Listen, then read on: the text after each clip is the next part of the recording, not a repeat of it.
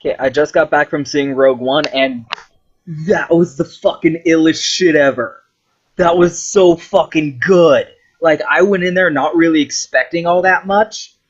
Like, I wasn't like, oh yeah, Star Wars hype or whatever, which I wasn't about fucking episode 7 either, and that you really shouldn't go into that, into anything with that mentality. You really shouldn't go in there like, yeah, jazzed up, excited, because you're probably just gonna be disappointed. I went on there going like, okay, little side thing, little in between the important movies, like borderline spin-off kind of deal, just to get some, off-season fucking ticket sales to come in, new toys to sell. Obviously, the fact that it was PG-13 surprised me. Before I went and saw, I was like, really? Oh, like that kind of twerked my eyebrows up a little bit. But I went in there like not really expecting that much, and it started off really slow. Like, this is going to be full spoilers, by the way. If you intend to go see this movie, here's my 1 minute review. Really good, a lot of fan service. So if you're turned off by fan service, this is going to turn you off, because there's a lot of fan service. Some of it is really well done, like stuff that we've kind of been wanting to see for years, stuff that's really tastefully done, and some of which is excessive and unnecessary and just makes you go like, really? Did you need that? You didn't need to have that in there. That was dumb. I really liked most of the characters. I thought they worked together really well for the time that we had with them. And the ending was fucking phenomenal. So, the beginning to middle of the movie it kind of stopped and started a little bit, but once it got to the ending, it was just fucking hammer it home. And that's why a fucking good ending is important, by the way, because there was problems with this movie, there was flaws, obviously, I'm going to talk about them. And, a really great ending can save something of a mediocre experience. Not that this, necessarily was mediocre, but the beginning in particular just really kind of had a hard time, I feel like. I might have to, this is me kind of, just getting home from the theater. I might have to rewatch it, and, maybe stuff will stand out to me more now than it did at the time. But the impression that I got from the beginning was kind of eh. But then it kept going and building, and then when you got to Act 3, shit just explodes. It was fantastic. So don't worry about, what I'm saying is, if you want to go see this movie, don't worry about missing the first 10 minutes, basically. But fucking get your ass in the seat for the last 10. Anyway, so that's my review. Spoilers are starting now. I don't know how they did that final shot at the end with fucking Carrie Fisher. Young, little baby face. Fucking, what? I know digital effects are impressive now, but it looked so fucking good. I'm thinking back to this is a kind of a shitty example to use for this, but I think back to X-Men Origins Wolverine, where at the end of that, they had, Professor Xavier show up, and it was Patrick Stewart, and they, CG'd his face to look younger, and it looks so creepy and bad. I don't know how they got, I know technology has progressed. I know, we can rebuild her, we have the technology, but it looked like fucking Carrie Fisher from 1977. I don't know how they did that. I was so blown away. And when she showed up, right, because they introduce it teasingly, where they're like, oh, are they gonna show her face? Are they gonna show it? Because he just walks into the room and it's fucking Princess Leia, obviously, and she's turned away from the door, and you just see the dress. The fucking 70s ass white dress, and she turns around and the camera's down here and you don't see her face. And you're like, oh, they're not going to show her because obviously, like, you either, like, you can't get a look-alike for fucking Carrie Fisher. That's not going to work out. So you're like, what? And then she turns around and it's fucking princess-ass fucking Leia. And the theater started applauding. It was the best. I got a really good crowd for this, too. It wasn't packed to the gills, but they didn't fucking, like, make noise or anything. Everyone's watching the movie. But, like, when she turned around and she was like, Hope, fucking everyone started clapping. It was the coolest shit. And then fucking credits. Movie got a bunch of applause. That's, like, I know it's cheesy. I know it's kind of dumb when you think about it, but I love when a movie's so good that it makes the audience start fucking clapping. And that's what this movie did for sure. I know for a fact that was James Earl Jones doing Vader voice. Because he's doing the cartoon. So obviously they're gonna get him for the fucking movie. I said this about the cartoon, but I don't think James Earl Jones can do the Vader voice anymore. He's gotten a little too old. It makes me feel so bad, because when I saw Star Wars Rebels, which was the cartoon, and Darth Vader shows up in that, and it's James Earl Jones, when I saw it for the first time, I was like, who is this sound alike they got to do Vader? He doesn't sound very good. And someone told me, that's James Earl Jones. That's not a sound like. And I looked it up, and sure enough, that's fucking James Earl Jones. And I'm like, wow, that does not sound like Darth Vader at all, man. You've gotten old. You can't do the voice anymore, bro. It feels bad, man. And there's it's better. Like, you can tell it's James Earl Jones' voice. But when Darth Vader's talking, I'm just kind of like, it's not as good as it used to be. Oh, you've lost a little bit of that edge, man. You've lost a little bit of it. But, man, the fucking scene at the end with Vader just fucking... I didn't know how... I knew it was coming, because the setup of that scene was fucking like a slasher movie, where, like, they can't get the door open, and you hear the mask, you know, and it's just a dark hallway, and you know it's coming. So I'm like, you know, we've never really seen Vader bust a nut on some motherfuckers before. We've seen him choke some bitches out. We've seen him in a lightsaber fight with Luke and just stomp all over him. But we've never really seen Darth Vader just fucking blow his load on some motherfuckers. And that is what happened. And I was like, because before it happened, I was like, do we want to see this? Like, that's what it felt like. Every time the movie was gonna do something, and I was like, I know what you're gonna do. Do I want, as a Star Wars fan with reverence for the first 3 movies, is this something I want to see, or are you gonna ruin it? That's how it feels like. So when the fucking lightsaber switches on, and he just starts fucking through that hallway, he fucking rapes these guys, man. It was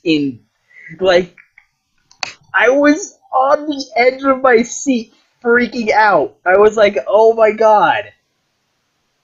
It's so much better than I ever thought it would be, too, because, like, we've never really seen that before. Even in the prequels, which were, like, stupid with its action, we've never really seen a fucking Jedi just go to town on some fucking goons. In the way that makes you go, like, this is why these dudes are fucking up here. We've only really seen Jedi fight each other and, like, maybe block some laser beams. Like, especially in the original 3, where Luke really only pulled out the lightsaber when he was fighting Vader. Otherwise, he stuck with a blaster or just kind of used his force powers. Only really in Return of the Jedi did he start busting out. But even then, the shit Vader does in that scene was intense. He fucking, like... He's doing some video game shit where he's like blocking laser blasts, and slashing dudes up, and just like with one hand, kind of off screen, kind of like just picks a motherfucker up, starts choking him out, and fucking slams him down. Another guy he holds up to the ceiling and just slash while he's still up there before dropping him. Just like grabbing dudes and smashing them against some star killer ass shit. It was fucking metal. And speaking of, something else we've never really seen before, it's at one point during the space battle at the end, they crash a fucking ship into a Star Destroyer that's been, like, disabled, and they start pushing it and crash a Star Destroyer into another Star Destroyer, and it, like, slices the top half of the Star Destroyer off. And I was like, dude! Because that was implied.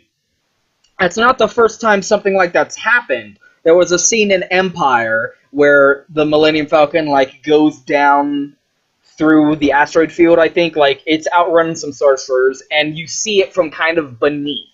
You kind of see the bottom of the Star Destroyers, and you can see them about to crash into each other, and you can infer that that's what happened, but we don't see it. You see that this is why, like, it's worth doing a fucking Star Wars movie in 2016, because the digital effects we can do now is far and away.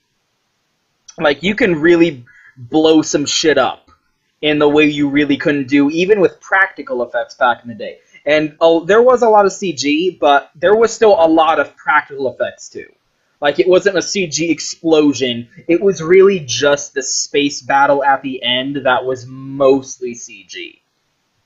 And another thing I loved, I always hate, in, like, every fucking Star Wars video game ever, whenever the AT-ATs show up, the walkers from Hoth, every time there's a Hoth level, of course, what do they make you do? They make you get in a snowspeeder and tie up the legs so that it falls over.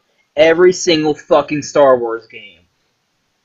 And it always bugged the shit out of me. Because I'm like, they came up with that plan on the spot for lack of any better alternatives. That's not standard operating procedure. Watch Empire Strikes Back. They're going, that armor's too strong for blasters. Tie up the like a stroke of brilliance amidst the battlefield chaos. Tie up the legs. That's not every time you see a walker, quick, get in the snowspeeder and tie up its legs. That's just how we deal with these things. That's the way you beat them. No. But that's how it's treated in all the fucking video games and fucking everything. Because the expanded universe of Star Wars is incapable of inventing a fucking original idea. It's just taking things from the 3 movies and really stretching it thin. So, like, we did lose some great things when we lost the expanded universe, but we also lost a lot of fucking garbage that is not worth keeping around anyway. It always bugged me, saying, like, oh shit, AT-ATs, tie up the legs. Fuck you. Every time. So it was really gratifying in this movie to see the AT-ATs show up, and they fucking wreck their shit without tying up the legs. Like, a fucking X-Wing comes in and just shoots it in the neck, and that blows it up. Because no shit, that's all you need. The only reason they couldn't do that with the snow speeders was because those lasers weren't strong enough for the weapon, for the armor that they had, and they weren't precise enough to get a good enough shot in there. When they tied up one AT-AT and crashed it, that gave them the opening to shoot. There is a fucking scene right there in Empire Strikes Back where they shoot the neck after the AT-ATs crashed over and blow it the fuck up. All you gotta do is hit the neck. That's the weak point. They couldn't hit the weak point. Tie it up in a move of desperation. Why are you switching out of your X-Wing or Y-Wing and going into a snowspeeder just to tie up an AT-AT? It's so fucking stupid. So it's so vindicating to see a fucking X-Wing just come in and torpedo the shit out of that thing and blow it up instantly. You saw them shooting ion guns and disabling the legs, and the leg fucking shatters into a million pieces, and that makes it crash. You see them, like, shoot, like, I think one AT-AT was, like, a cargo AT-AT, because it had a big hole in the middle for some reason, and they shoot some shit into the cargo hold and blow it up, splitting it down the middle. It was fucking sick. The entire ending war scene was fucking amazing.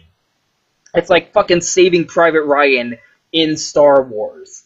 And that's like, again, like I've already knocked out some really big spoilers here. I've already knocked out some big spoilers, but these are Omega level spoilers here. These are Omega level spoilers here. So, you know, final warning. I was kind of, like, half expecting them to kill everyone off. Because, you know, like, well, you would really have to pull something out of your ass to get them out of this situation. I mean, come on. What is the ass pool you're gonna have to save these characters? And then I'm like, you're not gonna kill the main characters in a Star Wars movie. I mean, come on. PG-13 or not, prequel or not, you're gonna fucking save the main characters because it's Star Wars. But, like, it was half, are they really gonna do this? And half, they're not gonna do this. So when they did it, I was like, I cannot believe they did that. This is a, like, fucking grim ending for a movie. Like, shockingly grim. I was kind of like, this is a big, mainstream targeting fucking Star Wars movie. People were bringing, like, their 10-year-old kid in here, PG-13. By the way, don't bring your kids here. It's not for them. But there was like a 9-year-old kid in the audience, and I was like, dude, you just killed all of the main characters in this Star Wars movie. That I have a friend who says like he hates the Star Wars movies because, and the thing he said, one of the reasons was like the main cast is invincible, and that breaks his suspension of disbelief. Luke, Leia, Han, Chewie, like, oh, they have main character plot armor. How am I supposed to get invested? Unless every story is Game of Thrones, where all of the main characters are at risk of getting fucking gatted at any given moment. How am I supposed to care? 90% of fiction. I just can't get invested because what if the main characters live? That's not believable. And I'm like, hey, motherfucker, Ben Kenobi gets gat in the fucking first movie. The second movie ends with fucking Han Solo getting frozen in carbonite. None of them know if they're ever going to see him again. Luke gets his hand cut off and, like, tries to commit fucking suicide and gets saved on a whim, and they're at their darkest moment. Return of the Jedi, Leia gets shot, and yeah, it ends with a happy ending, and they all live, but it's, like, not without sacrifice. And, like, yeah, it's a happy ending and they all live. It's like a classical fucking fantasy archetype story. No shit. But, oh no, they're invincible, so it's stupid. Well, here's the fucking Star Wars movie for you, buddy, because they all get fucking killed.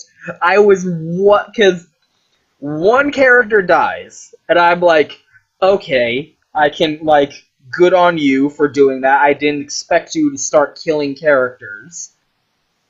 But, like, that if you're going to kill any character, that's the one you would kill. They killed the droid, and I'm like, aw, you killed HK-47. Like, he's not HK-47, but that's what he was pulling. I really like that character, by the way.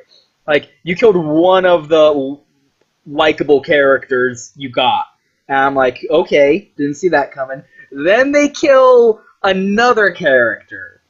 And I'm like, he was kind of expendable. I was kind of expecting him to not make it to the credits. And then they kill another character, and I'm like, are we doing this? Like, are you gonna kill everyone except the main two characters? Is that what you're gonna do? Because there's the other guy who I figured was gonna die too, and he dies, and I'm like, yeah. I mean, after you killed that other character before him, that's kind of obvious. And then it's just the two main characters left, and then the situation is a nuke goes off, and they're like over there, and they're on the beach, and they can see the nuke, and they're like, and I'm like, are you gonna fucking do it? And then, like right up until the end, I was fucking expecting a ship to come down and save them at the last minute impossibly. But no, they fucking die horribly. And I was like, dude. Like, I'm not saying, like, it's easy to be like cynical and edgy about it and say like, oh yeah, they killed the main characters. That's how you know. That's how you know it's legit, man. But no, I was just because deep in your heart you're like, that's kind of what I want to happen, but you don't expect them to do it. So when they do it, I was like, I really didn't see that coming, and I did, but I didn't because you hope for it to happen. But you know it's not going to happen. So when it happens, you're like, what? That's the feeling. Like, I can't believe they did that. And it makes sense, because it's a prequel and these characters never show up again. So, like, either they're just off doing their own thing, or they're fucking dead, and they are. But, like, the fucking nuke wave just comes off, like, comes up on them, and they kind of look at each other, and they kind of accept that they're going to die and hug. And then the fucking wave just crashes into them, and they're, like, the people around me, like, everyone was kind of in shock. Because you don't, like, you're not gonna kill characters in the Star Wars movie. And then you're like, the people around me are kind of like, what? Like, they didn't know what just happened. It was crazy. So, like, kudos on this movie for doing that, if nothing else. Like, that takes a lot of courage to kill off your entire main cast of really good, likable characters at the end of your fucking Star Wars movie. That's kind of dark in a good way. Like, that's what I'm trying to get at. It was shockingly grim, but it had hope. And that is what it, like, so many different thoughts, but, like, the whole, like, everyone who was part of that ending fucking dies. The whole Rebel fleet that shows up to help out at the end fucking dies, except for that one ship that Leia is on. And then you can very naturally, I think, like, finish this movie and then pop in episode 4 and just watch it, like, seamless. And you're like, you're going into the beginning of episode 4 with the ending of Rogue One in mind, and you're like, yeah, this is a serious issue. This is a serious threat that has occurred. And more than anything, that's the thing that this movie did that made me happiest, is it feels like Star Wars. It feels like my Star Wars. And that's what made me happy. My stormtroopers were running around. My X-Wings were flying around. Like, it felt so authentic. And, you know, episode 7 was good about that. It was good about, like, being down to earth, feeling grounded, used a lot of practical effects.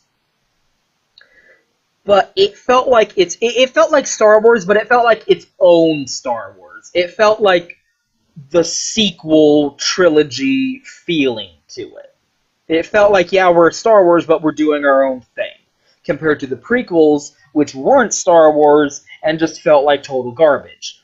So it felt so good to watch a movie. And, like, the opening scene happens, and I gotta talk about that too.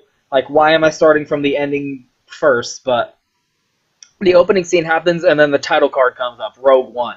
And then it opens back onto, like, our main character, and she's laying down in a bed, and just from the wall behind her, I'd be like, that looks like an Imperial decor. It looks like the kind of setup that the Empire has. And it's just a tiny little fucking panel on a fucking wall. And based on that, I was able to go, oh, we're in an Imperial installation? Why is she there? Is she working for the Empire? And it kind of zooms out and it's like, oh, it's a prison. Oh, she's a prisoner. Okay, so she's like a prisoner on like possibly a mining thing. And I was able to get all that from like pull back and you see the from the inside of her cell. Even before a stormtrooper walks past like the front door, it felt so much like my Star Wars that I felt at home. I felt at home at last. Like this is where it belongs to me.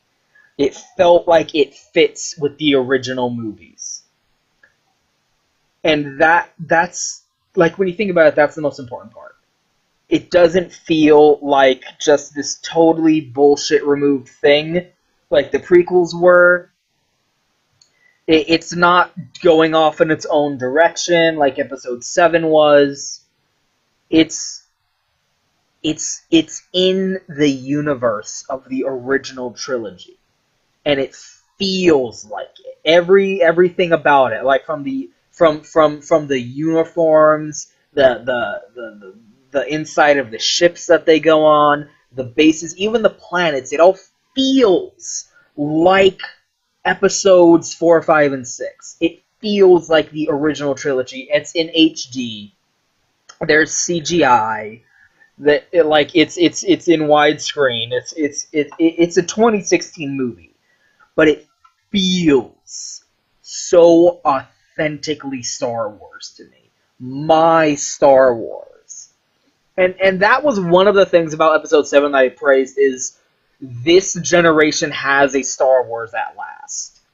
Because the prequels were my generation Star Wars, and that wasn't Star Wars. The prequels weren't Star Wars. That was garbage. That was shit. That was schlock. Everyone who's like this weird resurgence of nostalgic affection towards the prequels blows my fucking mind. Have you actually sat down and watched the prequels lately? I have. They're still terrible. They're still garbage. It's still not Star Wars. The original 3 movies, I grew up with those movies.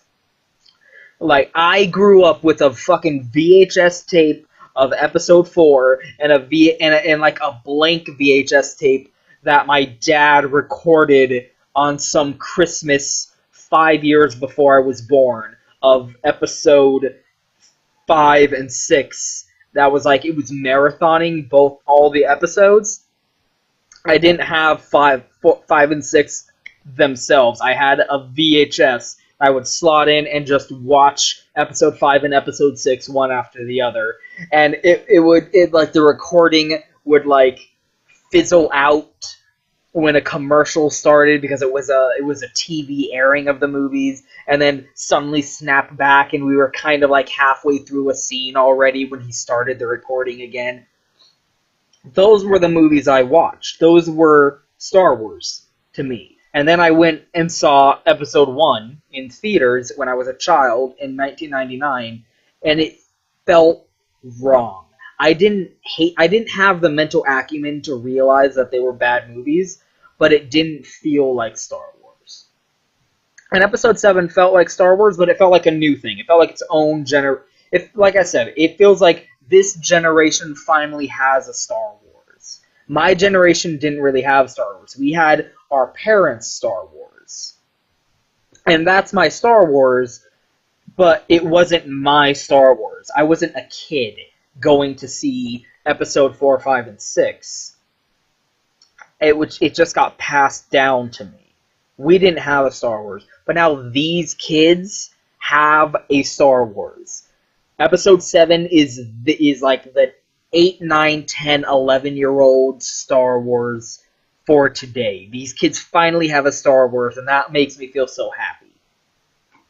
Because they didn't know. For the longest time, like, Star Wars was kind of like, there's that joke people make about how, like, oh, you tell kids today that you like Sonic games and they don't get it because to them Sonic's bad. That's bullshit, obviously, because Sonic games are good. But with Star Wars, it was true. You tell kids, I really like Star Wars, and they're like, why? Because all they knew was the prequels. That was the most recent thing. But now, Episode 7 is like, boom, we got Star Wars again. But it wasn't my Star Wars. It's like my cousin's Star Wars. But this is my Star Wars, and it felt so fucking good to finally be back home. Like, I kind of said before before the movie started, like, 90% of why I'm here is to see my stormtroopers again. Because I miss my stormtroopers. The stormtroopers in Episode 7 were fine and all, but they weren't mine. They weren't my stormtroopers. And these ones were, and it felt so fucking good. And, okay, I'm gonna try and go rewind to the beginning of the movie, see how much of it, like, stood out in my memory. I really like the opening scene, actually, because even when you go back to the original trilogy of movies, there's not a lot of human moments in there. I mean, there's some, particularly when Harrison Ford is on screen. Harrison Ford really brought a lot of humanity to the original movies. Like, there's that moment in Episode 4 where someone's calling on the radio, and he's like, fine, everyone's fine, how are you? He's like, oh, that was so bad, right? Like, that was a great human moment, but there really weren't enough. There were not a lot of human moments in the original trilogy, and that's something that the new movies have that I really appreciate. In 7, it was a bit excessive. In Episode 7, The Force Awakens, there was a few moments where I'm like, too jokey. Like, too much. It was too much. You didn't need that. Like, the scene where Rey escapes because Mary Sue. And, like, Finn is like, we gotta save her. We gotta save her. And Harrison Ford's kind of, like, nodding, like, hey, look over there. Look over there. And Finn's like, what is this? What is this? What is this? I'm trying to talk to you. Why are you nodding your head like that? I'm like, you didn't need that. You didn't need that. You didn't need that. It's too jokey. That doesn't fit. That doesn't fit. Like, levity's important, but you didn't need that. This was way better about it. It didn't have dumb, jokey shit at inappropriate times. But it did have a lot of those human moments. Like, the first line in the fucking movie is the bad guy shows up and he's like, really? Farming? And for some reason that really tickled me. Like, that's a great kind of intro to this guy's character where he's like, you were a fucking imperial scientist, one of the brightest minds we had, and you were helping us create this awesome weapon, but now you're farming. And it's great because, like, the hero retiring to his farm is, like, such an old trope. That, like, going as far back as Greek myth. You have dudes retiring to, just farm the fields, you know? That's just what you do in peace. It makes a lot of sense because, like, for one thing, there's a lot of historical basis for that, of soldiers being given the land that they conquered so that they could farm it, so that they could feel a sense of communal attachment. They can feel like, this is my land, so that they'll feel more incentive to fight to defend it if the need for doing so ever came up. So, soldiers retiring and becoming farmers, that has a lot of historical basis, and that has a lot of basis in fiction. That happens all the time in fiction. So, I don't know, like, something about a character in the movie calling attention to that and being like, I don't get it, that kind of says a lot about who this person is. It's that, like, I cannot comprehend kind of thing. And that gets expanded upon because like this guy's character is that he's very self-centered. He's a very self-motivated villain. He's one of those like slimy, like only interested in his own like career, military career kind of types, where he's like, will I get recognition for what I have accomplished here? Very petulant a little bit, actually, but like he gets shit on all the time. That's something I really liked, where it's like the bureaucracy of the Empire and kept shitting on this guy, and he's like, and that externalizes in a lot of malice towards the main characters, obviously. But that opening scene just set up a lot in like one line, and I was like, I was in, because you're watching it and it's kind of generic setup, like, oh shit, the Empire's here, quick, wife and child, go hide, I'll deal with this. And then to have the fucking main villain being like, really? Farming? For some reason, that just fucking, like, got the hooks in there for some reason. And another reason I really like that opening is because Galen's wife, the main character's mom, she's wearing fucking Jedi robes. Like, those robes, look at them, they're just Jedi robes. Like, straight out of the prequels, really. And that solves a huge problem, because she's not a Jedi, but she's wearing those robes. Because they're just shitty robes, and anyone can wear them. The idea of those robes being like the Jedi uniform is the fucking most retarded shit in the fucking galaxy. The reason Obi-Wan Kenobi was wearing those robes in Episode 4 was because he was an old codger hermit living off the grid, and he was just wearing some shitty old robes. He wasn't wearing his old uniform from back when he was a Jedi. That's fucking stupid. Like, that was all, like, of the many problems of the prequels, that was always something that stood out to me. The idea of the Jedis just wear these shitty robes. They're knights. They're space knights. They should have armor. They should have badass space armor. Or like chainmail or something. Why are they wearing shitty robes? That always bugged the shit out of me. That the prequels are like, nope, they just wear robes. And the expanded universe, all the video games, nope, they just wear robes now. Jedi wear robes. Fuck you, that's dumb. And so, like, it was for me. That's a personal thing for me. But seeing this normal-ass, not Jedi character wearing Jedi robes because they're just robes and anyone wears them, that was important to me. Seeing them just going like, yeah, they're shitty robes. There's no significance to wearing fucking robes. Are you stupid? They're just robes. Duh. As was the original intention. And, good example of why you shouldn't shoot someone who has a gun pointed at you, by the way. You're not supposed to do that, because this bitch got a gun pointed at you, and he's like, shoot her. They shoot her, she gets a shot off before she dies and hits you. Yeah, you're not supposed to shoot people who have guns pointed at you. They will still shoot you. Dumbass. That was a great moment where, she, like, do it, boom, shit, why did I do that? I'm stupid. Also, minor thing, personal thing, not a flaw of the movie, but the theater I saw it at has a really terrible screen. The screen is too fucking bright. Like, the contrast on the movie theater screen is too fucking bright. I can't see what the fuck is going on in this movie. Like, the night scenes are like you have... Thank God that final battle took place during the day. When you think about it, that's impressive. But, like, thank God, because I could actually comprehend what was happening on the screen. But during the night scenes, it was hard to make out anything about what was going on. So, like, a couple little nuggets in that opening scene.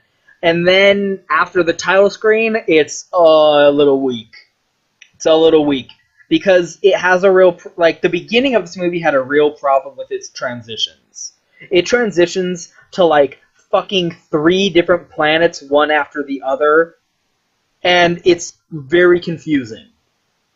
Because opening title, Rogue One, and then it shows the main character, Jane, something like that,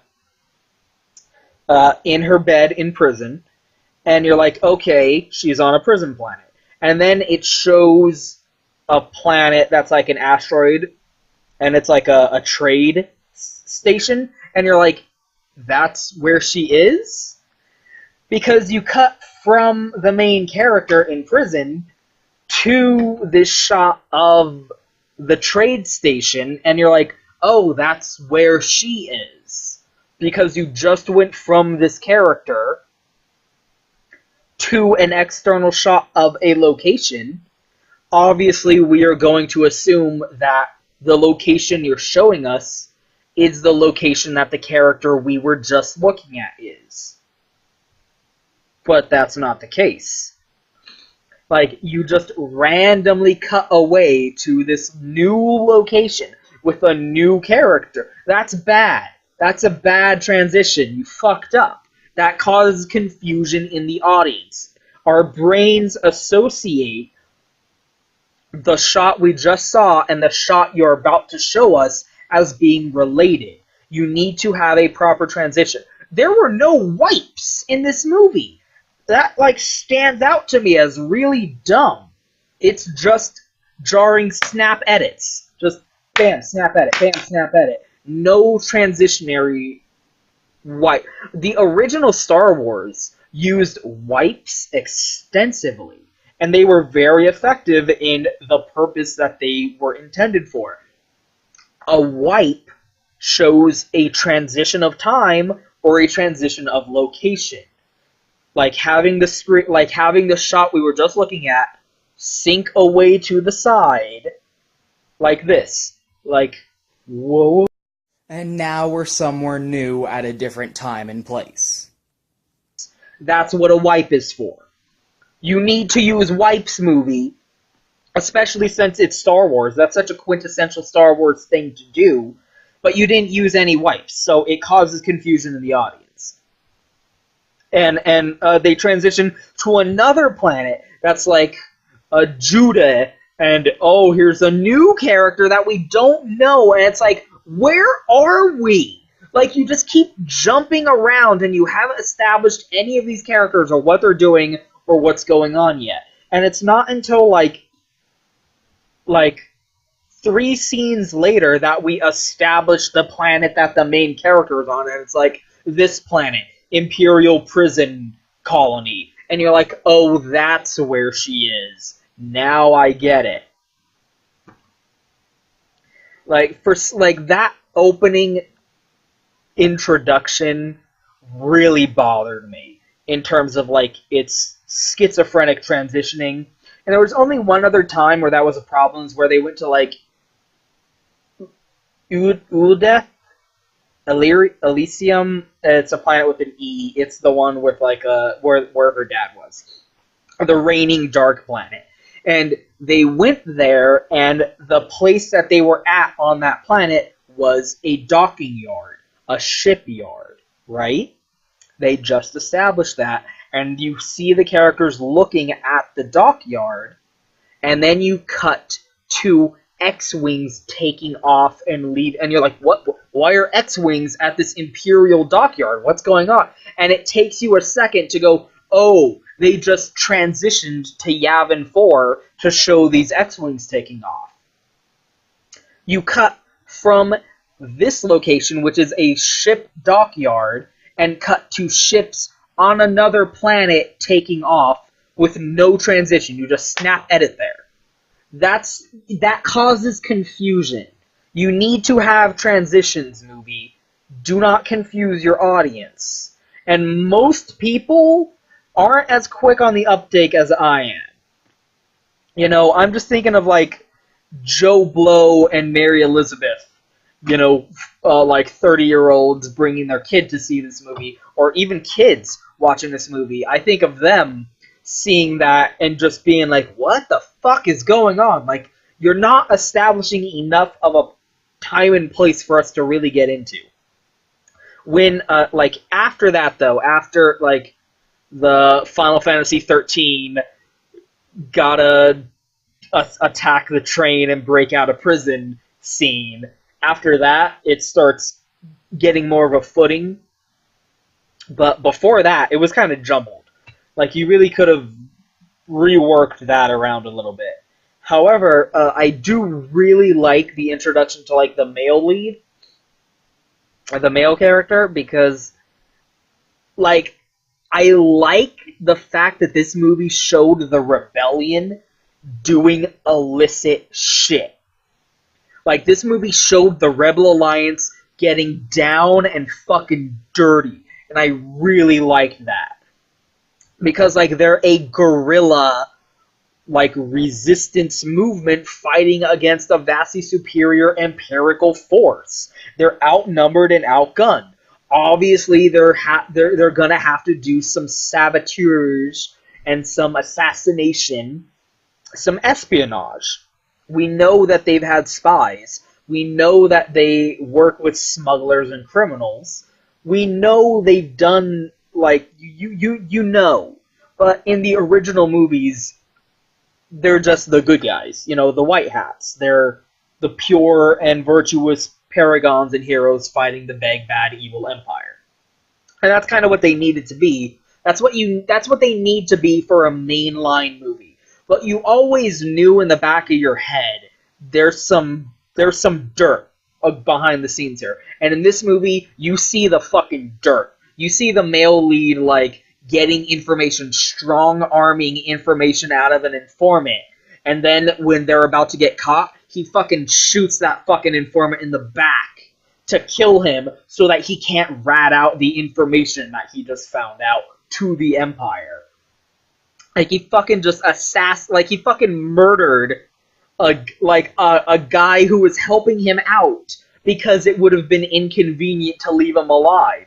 That's some dirt. That's some dirt-ass shit. And this is a guy who's, like, in with the Republic. He's not a rebellion. He's not a mercenary. He's not a hired contractor or anything like that. He's not some scum that they're working with because they don't really have any better... Like, he's a believer. This guy has, like, belief and hope and like, conviction that the rebellion is the right thing. And, like, that's the motivation he has going forward. Like, the ends justify the means. That's the kind of guy this is. And he's a good guy. Like, he's on the good guy team. He's a main character. He's a protagonist. He's a hero. And he does some dirty shit. And it's great. It's fucking great to finally see that side of the rebellion. Because you always knew it was there. And you see a little bit of the rebellion, like the left hand not really knowing what the right hand is doing. Like, they leave the council and one guy on the council pulls him aside and says, like, you fucking kill that guy. I don't care what they told you to do. I don't care if they said bring him back. I'm telling you fucking kill that guy. And you're like, yeah, like, this is the fucking Rebel Alliance, motherfucker. You fucking grow up or go home. We're fighting the fucking Empire. They have a Death Star. They're gonna blow up planets. We gotta fucking get in the fucking gutter if we're gonna beat these guys. It was great. I love that element being brought out. And I liked the character. Like, I think the characters had some good chemistry together. There were only a few times where I was like, on the rainy Imperial base planet, like, he was like, oh no, I gotta save her. Like, why do you care that much about this girl? Like, there hasn't really been enough time between you guys for you to really give that much of a shit about her life. I mean, like, I get a little bit because she is a charismatic figure. She's got some, strength of personality going for her. But it felt like, it felt contrived. That's the thing. It felt like we didn't see enough of them together to really justify his attachment towards her, his protective instinct towards her, especially since, like, he's the down and dirty character. So him going, no, Jan, no, like, don't bomb them, she's still up there, we gotta save her, come on, let's get out of here. I gotta go find, oh no, the base is collapsing, gotta go find Jane. Like, it felt a little contrived. Like, I mean, there was that scene on, like, Judah, where he saw her beat the shit out of some Stormtrooper. Stormtrooper armor is, like, the weakest shit ever, by the way. There's so many parts in this movie where a dude just hits a Stormtrooper with a fucking stick, and they go down. Like, what is the point of this armor? Like, that helmet must be skin tight or something, because it doesn't matter at all. This bitch pulls out a baton, like just a regular ass baton, and starts busting Stormtrooper heads with it, and they go down. And it's like, how weak and flimsy is this armor that she's taking down an armored, helmeted Stormtrooper with a baton? Anyway, like, there was that scene where he sees her beating the shit out of some Stormtroopers, and he has that, like, oh, strong female character. Like, that look. Which Episode 7 had also, but Jean, I hope I'm pronouncing her name right. I don't know why these names gotta be so fucking weird. Luke, Han, Leia. Not hard to remember. I'm just saying. Rey, Finn, Poe. Really short, one-syllable fucking names. John. Well, I just saw the movie, that's why it hasn't, like, enough of an imprint on me yet. But anyway. Like, he sees her being a strong female character, and you kind of get, like, okay, that's when he got attached to her, I guess? Anyway. The fucking, the banter with the fucking, the droid was the funniest fucking character in the whole movie. He had all the punchlines. It was great. The audience laughed. I laughed. It was great. That character is awesome. And there's this part where, like, she shoots a droid that's the same model as him, and she has this face of, like, oh no! And then the character droid comes around and he's like, you knew that wasn't me, right? That was so fucking... Like, this character had some really funny moments. But it felt like... You know how there's those movies where it's like an unlikely group of friends, this ragtag bunch of misfits who all, you know, kind of like, don't really get along with you. Like, you know, your Guardians of the Galaxy, where they're not really buddies, but they're forced to work together, that kind of thing. That's how it starts out with Jane and the guy and the robot, where they start out that way, but you never really have the moment where they're like, but now we're a family. Now we're gonna work together and we care about each other. You never really have that moment. And it's like, there's a reason that moment is in every movie that has that ragtag group of characters. Because otherwise, you don't buy these characters like thick and thin standing by each other otherwise. And you kind of need that moment. You kind of need that scene. Otherwise, I'm just sitting here going like, why does she care? Why does he care about her? It seems kind of unearned a little bit. I mean, there's something of a moment like that near the end where she's like, dude, we gotta go get the fucking Death Star plans. And the rebels are like, nah, bitch. And then he shows up with his gang of fucking irregulars, and they're like, we're gonna go with you. And, like, that's a little bit of that moment, but it's not really. And, like, I don't know.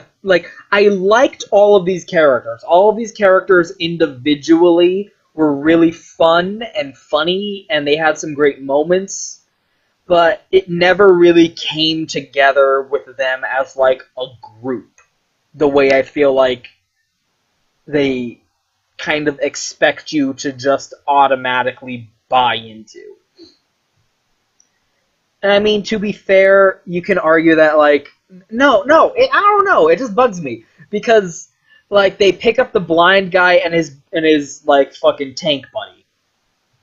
The blind guy is fucking great, by the way. I love that fucking blind guy. He has this great. He has a bunch of good Toph jokes where he's like, they get kidnapped by the fucking jihadists, and they put a bag over his head, and he's like, seriously? I'm blind!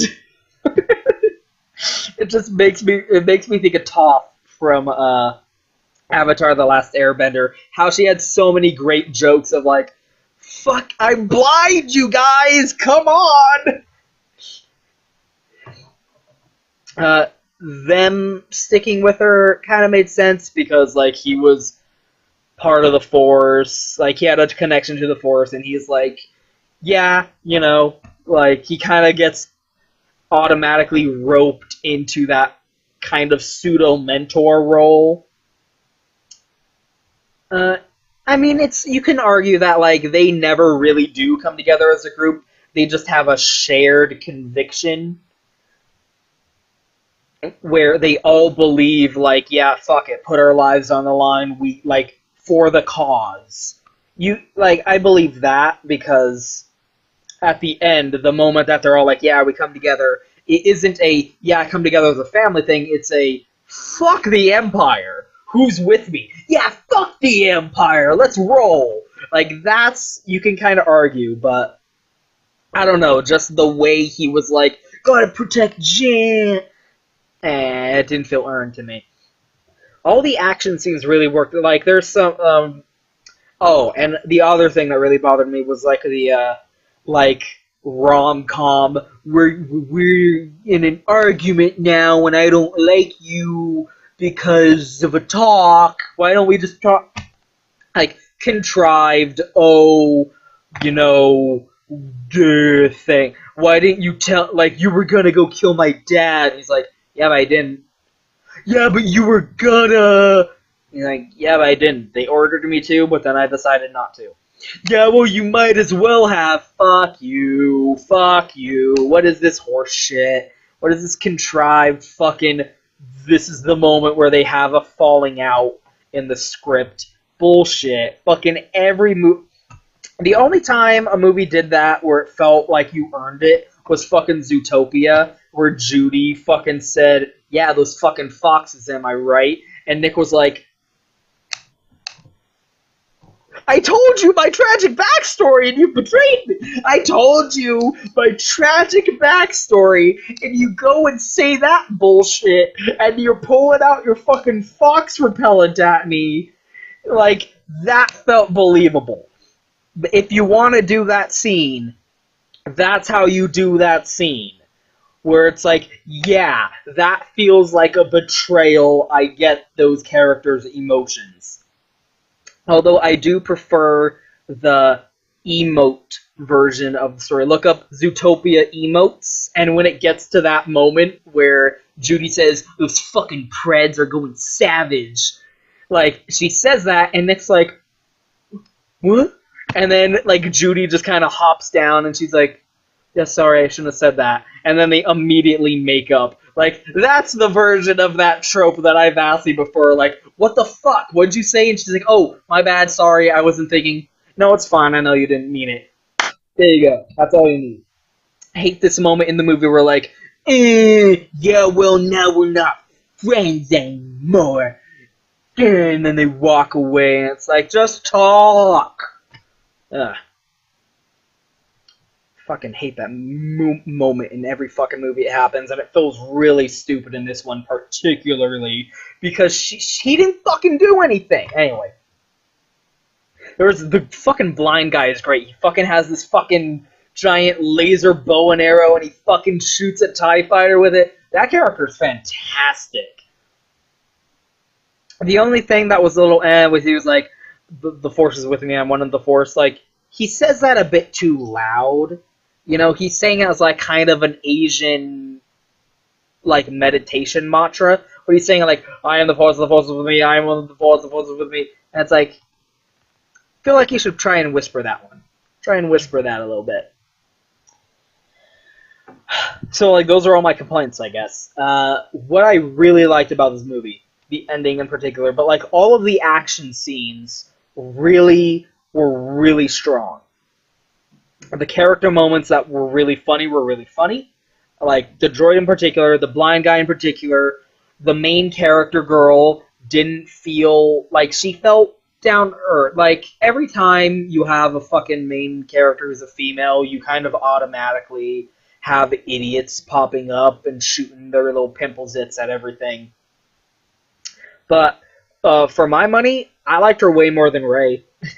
Like I don't not like Rey, but she definitely felt a little Mary Sue, where like she's captured and Kylo Ren is trying to mind read her, and she resists him, and then like she mind tricks a stormtrooper and just walks out and she saves herself, and it's like, and then she's fighting Kylo Ren in the snow, and she's like, "I'm gonna beat you," and then she's like, and now I'm trying really hard, and I beat you really good because I tried harder.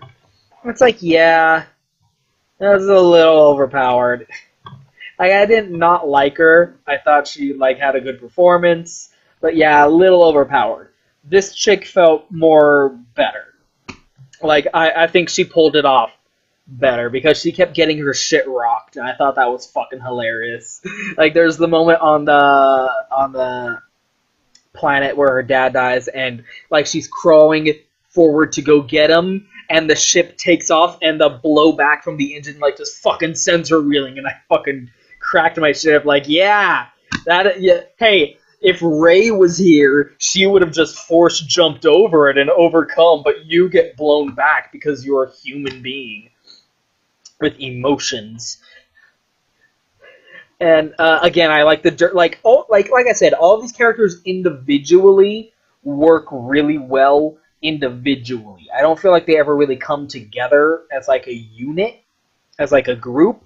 But you know, take these guys one on one, and even like having some good banter with one another, it works really well. The action scenes had this great flow to that. They weren't an incoherent, jumbled mess of bullshit, and that in and of itself is praiseworthy. But like you could really tell where everyone was and what's going on, and like they rose in tension. Like it starts out with this like kind of down to earth ish like guerrilla raid where these militants like just bomb at this fucking Imperial like convoy going through, and our main characters are just kind of stuck in the middle of it and they have to get out of there. And there's the goofy thing where like she's hitting a stormtrooper with a baton, and it's like, how weak are these fucking stormtroopers, seriously? And there's the great moment where like the robot shows up and he just grabs a grenade that gets thrown, and she's like, and he just casually tosses it behind him, and it blows up these stormtroopers, and it's like, yeah, cool guys, don't look at explosions.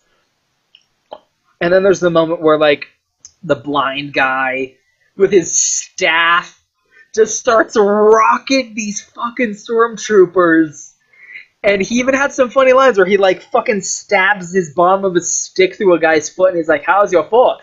Bam! With his fucking little Asian accent. He's like just walking these guys, and he grabs one dude here. Like there are all these little moments where that feel so like human and vivid in these bombastic action scenes are really important. Like the moment where,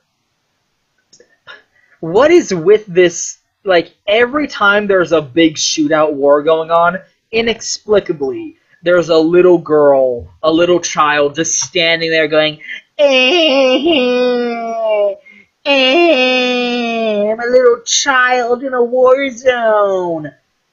Run the fuck... What child? I know kids are stupid, but like, oh shit, explosions are happening. Run away? Don't just stand there going, so that the main character has to save the cat and go and save the character, the little child, to prove that they're a good person. oh, we have a main character who's kind of edgy, and she doesn't really want to get invested in the rebellion. She looks out for herself, but when the chips are down, she'll save a little girl from a war zone because she's a good person. And as someone who, consumes a lot of fictional media, that's the sort of thing that makes me roll my eyes. Whatever. I mean, Joanne and Cletus in the audience, but for me, that was something I was just like, eh.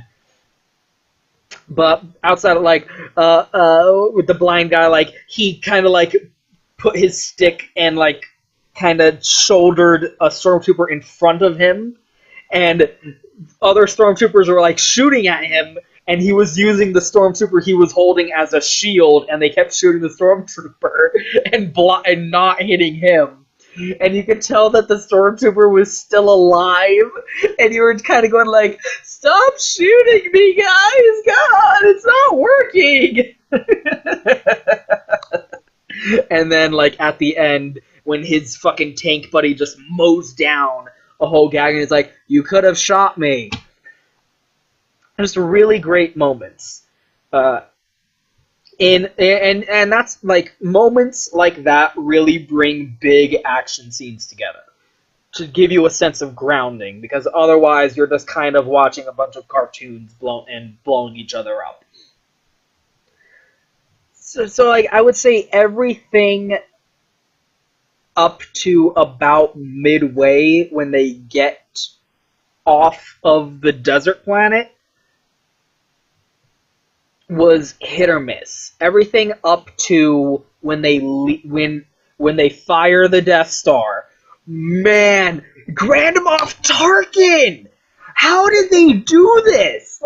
What is this world of computer-generated graphics we live in 2016, where fucking Grand Moff Tarkin is standing there, and you're like, yo! It was so fucking good to see you, buddy. Grand Moff Tarkin's rocking out with his fucking old man cock out. It's great. And then they fire the fucking Death Star, and it looks like the Death Star, and it's like, yeah, Star Wars. And they blow that shit up. That moment is when the movie starts fucking hitting the ignition for me. When they fire the Death Star, you're like, fuck, I'm awake. We're here. Let's rock it. Because holy shit, that moment's so fucking good. Man. And then they gotta get the fuck out of there, and you're like, Jesus Christ. Because you knew the Death Star was a big deal. You knew the Death Star could blow up a planet, but these, small shots where they're just blowing up a city causes this massive nuke to go out, fuck blowing up the planet. You could just, laser precision, drill into something. And it causes this massive nuclear explosion. They blew up the city, and then the installation that they were in that was, fucking 500 miles away gets obliterated from the shockwave of it. And it reminds me of, okay, you had the scene where they blew up Alderaan in Episode 4 to establish the Death Star as a threat.